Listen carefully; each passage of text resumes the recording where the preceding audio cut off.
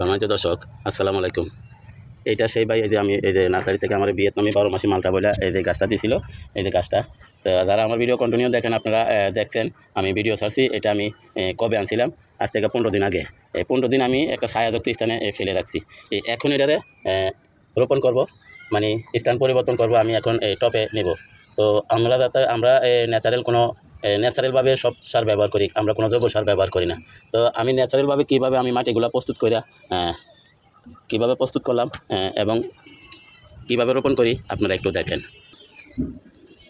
দর্শক, এই যে মাটিটা আমি কীভাবে প্রস্তুত করলাম আপনারা যদি একটু আপনাদেরকে দেখাই। এই যে দেখেন, আমরা যে কাঁঠাল খাইছিলাম, এই যে কাঁঠালের খোসা ছোটো ছোটো করে কাটা, এবং তরমুজ খাইছিলাম, তরমুজের খোসা, বিভিন্ন তরকারি খোসা আমরা এটার এই যে চারদিকে নিচে ছোটো ছোটো করে পুঁতা দিছি।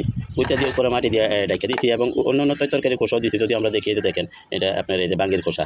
তো এখন আমরা এটা এই 15 দিন পর্যন্ত এটা আমরা এইভাবে রাখছি। এখন 15 দিন পর আমি আজকে এটারে আমি কীভাবে এখানে আমার এই যে মালটা গাছ রোপণ করতেছি আপনারা একটু দেখেন। এখন আমি এই যে দেখেন, আমরা এটার থেকে মাটি যথেষ্ট কমাবো। মাটি যথেষ্ট কমাইয়া আমি একবার এটা অর্ধেক মাটি নামাইছি, নামাইয়া তারপরে খোসা দিয়েছি। নিচের মাটিগুলো আমি লাড়া দিয়া লইছি।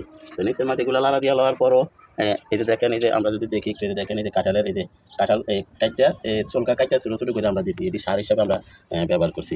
যেহেতু আমরা কোনো রাসায়নিক সার ব্যবহার করি না, সবই সম্পূর্ণ জৈব সার পদ্ধতিতে বা জৈব পদ্ধতিতে আমরা এটা করতেছি। তো আপনারা কীভাবে করবেন একটু দেখেন।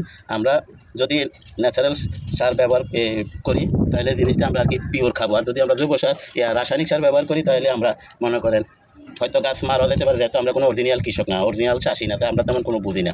তো যার ফলে আমরা আমাদের যে কোনো সময় একটু মাত্রা বেশি পড়ে গেলে আপনার হয়তো আমাদের গাছ মারা যাবো। তাই আমরা সবসময় ন্যাচারালি বিশ্বাসী। গাছ বড় হলে হবে, না হলে নাই।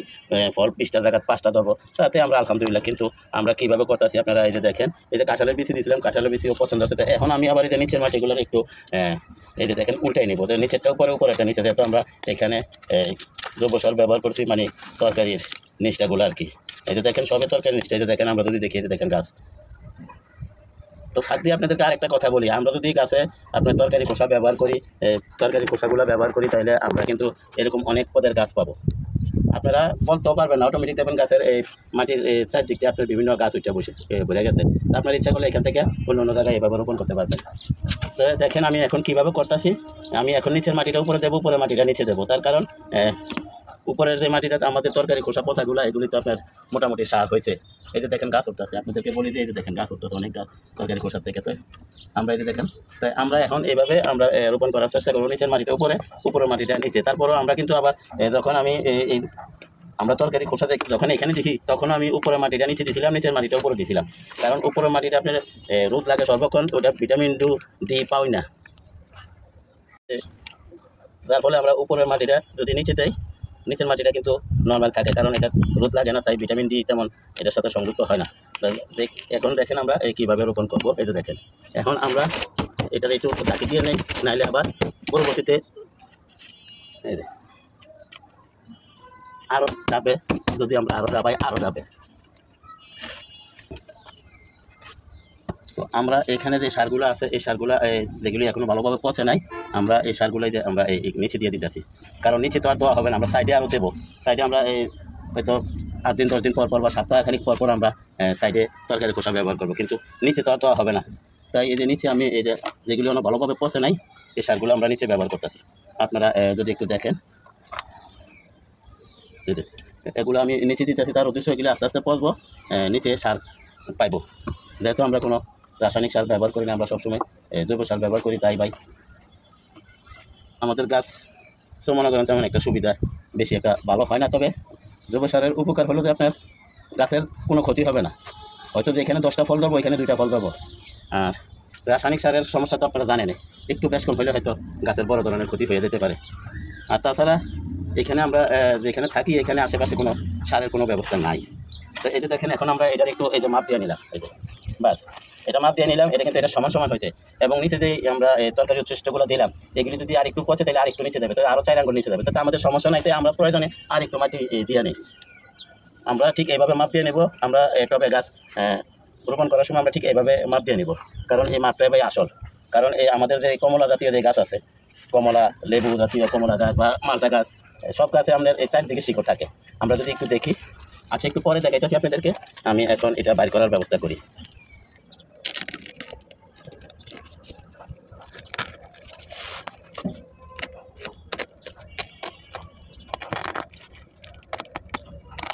আমরা এরকম একটা তার বেলে দিয়ে কাটার চেষ্টা করবো, যাতে আমার এটা একটু টাচ লাগলে কেটে যায়।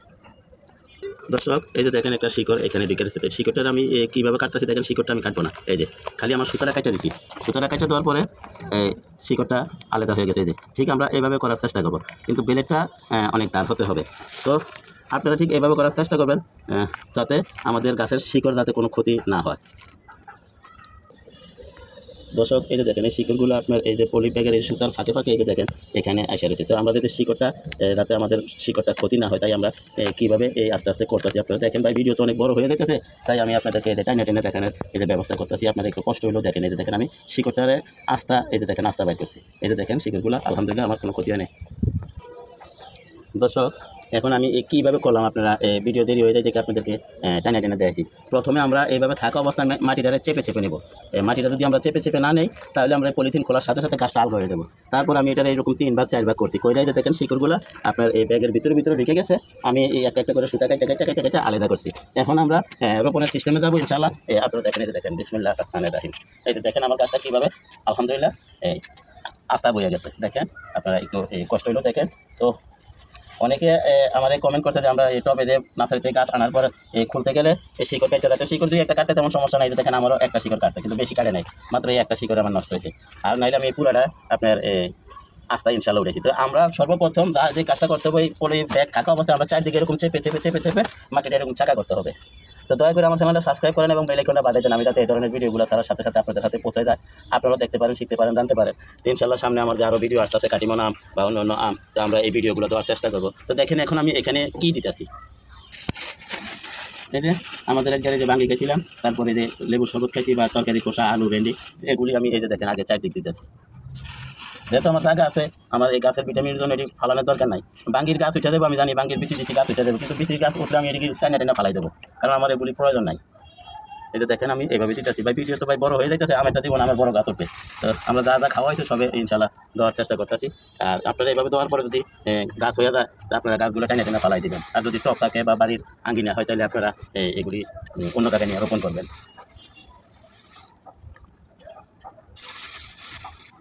দর্শক, এই যে দেখেন আমি এখানে আজকে আমাদের যে তরকারি বা বিভিন্ন ফল কাটা ভাঙ্গি টাঙ্গি খাইছিলাম, আম খাইছিলাম, তরকারি কষা সহ আমরা এখানে দিলাম। তো ভাঙ্গির বিচি দিয়ে আলাদা করে ফালানোর মতন সুযোগ আমার হয় নাই ভাই, আমি ফালাইলাম না, কারণ অনেক গরম ভাই। আজকে কী ধরনের রোদ করতেছে আপনারা জানেন।